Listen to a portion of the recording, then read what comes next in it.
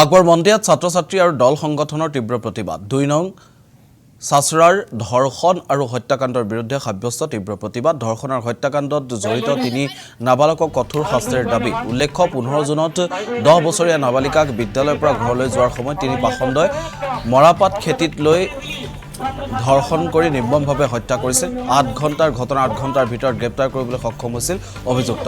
বাগবৰ ৰাজহ চক্ৰ বিষয়াৰ জৰিয়তে মুখ্যমন্ত্ৰীলৈ স্মাৰক পত্ৰ প্ৰেৰণ কৰা হৈছে। এই জঘন্য ঘটনাত জড়িত সকলোকে কঠোৰ শাস্তিৰ দাবীও উত্থাপন কৰিছে।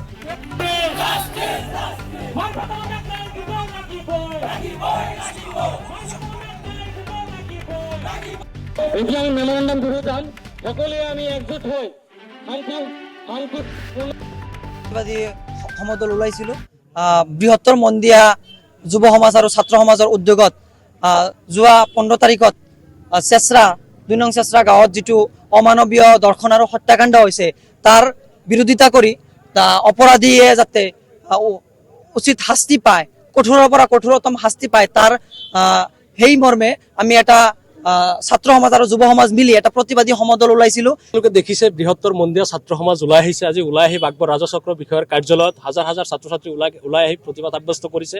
যোৱা ১৫ জুন তাৰিখে ২ নং চাচৰাত যি মাৰিফা ছোৱালী